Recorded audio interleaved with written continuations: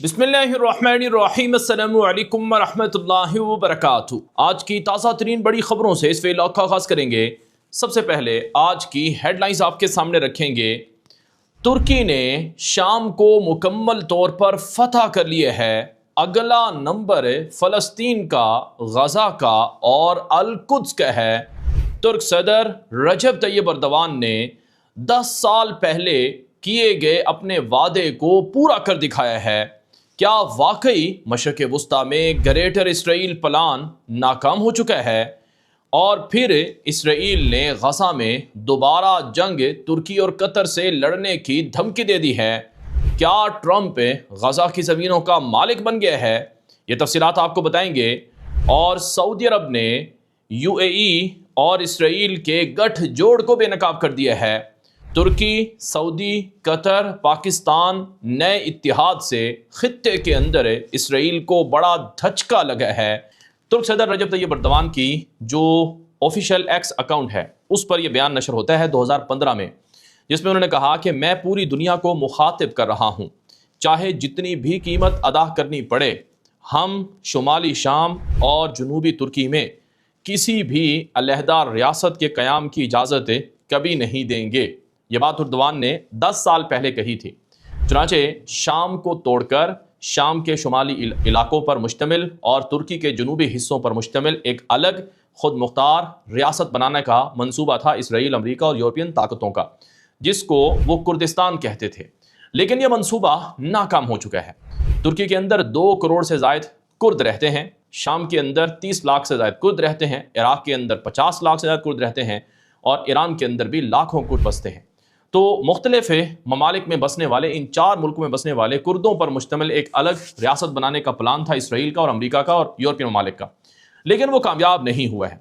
हुआ क्या है, पिछले 2 से 3 दिनों में शाम के वो इलाके जो अमरीका के सेंटर थे, जो इसराइल के लिए बहुत ज़्यादा सहूलत की जगह और मराकज़ थी, वो सारे इलाके पिछले 3 से 4 दिनों के अंदर मुकम्मल तौर पर आज़ाद करा लिए गए हैं। जी हाँ नाज़रीन इकराम, शाम मुकम्मल तौर पर फतह हो चुका है।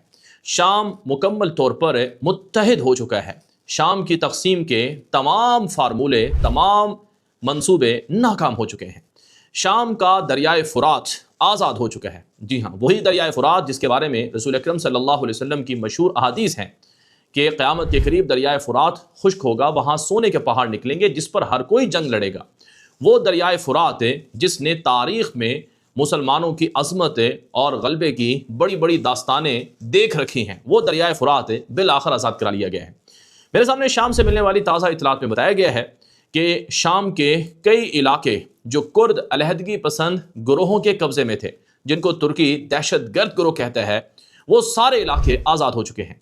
जैसे रक्का है, जैसे हस्का है, जैसे दीर अज़्ज़ूर है, जैसे बू कमाल है, वो इलाके जहाँ पर दाइश के फितने को लाकर खड़ा किया गया था, वो इलाके आज़ाद हो चुके हैं। यानी आप यूँ समझें कि शाम के तेल के कुएँ, गैस के ज़खायर और सोने के पहाड़ जिन पर नज़रें थी इसराइल और अमरीका वगैरह की, वो सब के सब गोया आज़ाद हो चुके हैं। अब तुर्की में इस पर बड़ा जश्न है। तुर्क सदर रजब तैयब अर्दवान ने शामी सदर अहमद अशर को फ़ोन किया और उनको मुबारकबाद दी और कहा कि तुमने शाम को मुत्तहिद करके वाकई जो पसे पर्दा ख्वाब और मंसूबे थे दुश्मनों के, उन्हें नाकाम किया है। सऊदी वली आहद मोहम्मद बिन सलमान ने शामी सदर अहमद अशर को फ़ोन किया और उन्हें मुबारकबाद दी और कहा कि आपको कामयाबी मुबारक हो। सऊदी अरब शाम के तेल के वसाइल में भरपूर सरमायाकारी करेगा और शाम को तेल और गैस के ज़खायर से मुस्तफ़ीद होने के लिए भरपूर अंदाज में फ़ंडिंग करेगा। कतर के बादशाह तमीम बिन हमद सानी ने फ़ोन किया शामी सदर अहमद अशर को और कहा कि आपकी कामयाबी से शाम के वो लोग जो 13 साल 15 साल से अपने घरों से बेघर थे, वो अपने घरों में लौटेंगे। याद रहे, जिन इलाकों को आज़ाद कराया गया है वहाँ से लाखों शामी मुसलमानों को हिजरत पर मजबूर किया गया था, क्योंकि वहाँ पर दाइश के नाम पर अमरीकी फ़ौजें थी। वहाँ पर शाम के अंदर इन इलाकों में फ़्रांस और यूरोप के मुख्तलिफ मालिक के किराए के कातिल थे। तो अब वहाँ से वो इलाके मुकम्मल आज़ाद हो चुके हैं और शाम की हुकूमत के कंट्रोल में आ चुके हैं। तो वहाँ से जो मुख्तलिफ तरह के ग्रोह थे वो निकल रहे हैं। अब जो 14 नुकाती एक मंसूबा सामने आया है। शामी सदर अहमद अशर ने जो शाम के अंदर बसने वाले 20 से 30 लाख कुर्द हैं, उनके साथ एक समझौता किया है और उन्हें कहा है कि आप सब सलाहुद्दीन अय्यूबी के وارثین ہیں، اور شام کے اندر جتنے کرد ہیں ان کے حقوق اور ان کے جو درست جو ڈیمانڈز یا مطالبات ہیں ان کو آئین اور دستور اس کی اجازت دیتے ہیں۔ وہ تمام علاقے جہاں کرد رہتے ہیں ان کو اپنے علاقوں میں پائے جانے والے وسائل سے مستفید ہونے کا موقع ملے گا۔ ان کی تعلیم، فلاح و بہبود پر شام کی تیل اور گیس اور سونے کے وسائل کو استعمال کیا جائے گا۔ شامی صدر نے جو کست SDF سیرین ڈیموکریٹک کے نام سے جو گروہ تھا، کردوں کا باغی گروہ جسے کس کہا جاتا ہے، جو ان علاقوں پر قابض تھا، ان کے ساتھ سمجھوتا کیا 14 نکات تھی، اور انہوں نے کہا کہ شام کے اندر وہ ہتھیار پھینک دیں، اپنے آپ کو شامی فوج کے ماتحت کر دیں، اور وہ علاقے جو ان کے قبضے یا کنٹرول میں ہیں وہ شامی حکومت کے حوالے کر دیں۔ ان کو جائز وسائل میں ان کو بھرپور حصہ دیا جائے گا۔ امریکہ نے اس سارے معاملے میں خاموشی اختیار کی ہے، الٹا کردوں کو کہا ہے کہ وہ شامی حکومت کے ساتھ نہ لڑیں۔ اب کرد بہت غصے میں ہیں، وہ کہہ رہے ہیں کہ امریکہ نے ہمیں ترکی کے آگے بیچ دیا، لیکن امریکی صدر ٹرمپ کو پتہ تھا ترکی کی قوت اور طاقت کا۔ ترکی شام کے اندر تقسیم کے تمام منصوبے ناکام کر چکا ہے۔ سب سے بڑا دھچکا لگا ہے اسرائیل کو، کیونکہ اسرائیل نہیں چاہتا تھا کہ شام کے اندر ترکی اتنا مضبوط ہو، اور آج اگر آپ اسرائیلی میڈیا کو اٹھا کر دیکھیں گے تو وہاں پر چیخ و پکار ہے کہ ترکی نے تو شام مکمل فتح کر لیا ہے۔ اور اگر آپ ترکی کے سوشل میڈیا کو اٹھا کر دیکھیں گے تو وہاں یہ باتیں کی جا رہی ہیں کہ اردگان جو وعدہ کرتا ہے اسے پورا کرتا ہے۔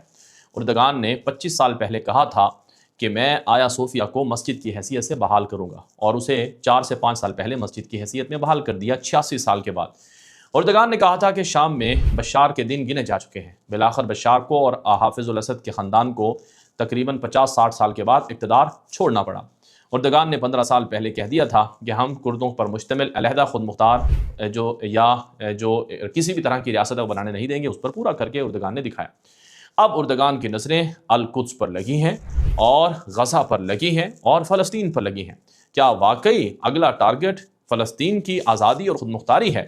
اس حوالے سے اسرائیلی میڈیا پر مختلف طرح کے تجزیے اور تبصرے کیے جا رہے ہیں۔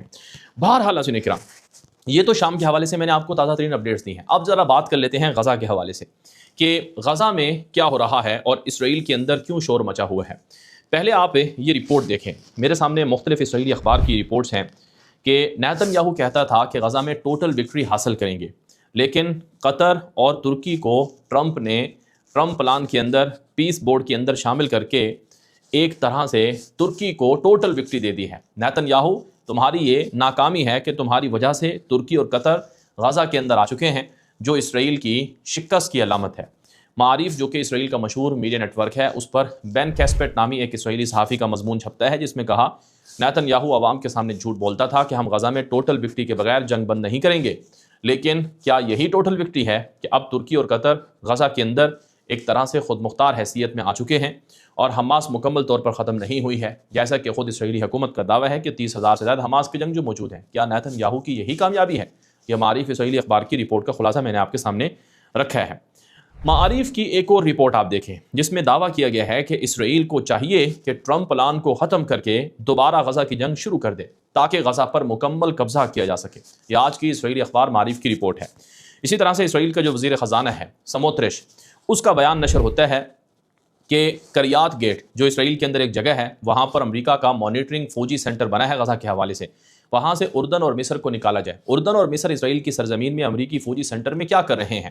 اسرائیلی وزیر خزانہ سموترچ نے کہا کہ غزہ کا رفح بارڈر کھول دیا جائے، چاہے مصر کو قبول ہو یا نہ ہو، اور سب غزہ کے لوگوں کو غزہ سے نکال دیا جائے اور غزہ پر اسرائیل فوری قبضہ کرے، حماس کو چند دن کی مہلت دے کر انہیں ختم کرنے کا فیصلہ کیا جائے۔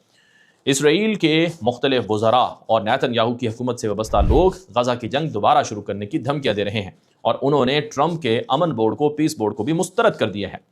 اب ٹرمپ نے امن بورڈ میں، پیس بورڈ میں دنیا کے مختلف ملکوں کے لیڈروں کو دعوت دینا شروع کر رکھی ہے۔ پاکستان کو دعوت دی گئی کہ آپ بھی پیس بورڈ کا حصہ بن جائیں، اردن کو دعوت دی گئی کہ آپ بھی ٹرمپ کے پیس بورڈ کا حصہ بن جائیں، اور روسی صدر ولادیمیر پوتن کو بھی دعوت دی ہے ٹرمپ نے کہ آئیں آپ بھی غزہ پیس بورڈ کا حصہ بن جائیں۔ اور ٹرمپ نے غزہ کی جنگ دوبارہ نہ شروع کرنے کے لیے پورا زور لگا رکھا ہے، اور غزہ کی تعمیر نو کے لیے بھی ٹرمپ نے اپنے قریبی لوگوں کو ٹھیکے دینا شروع کر دیے ہیں۔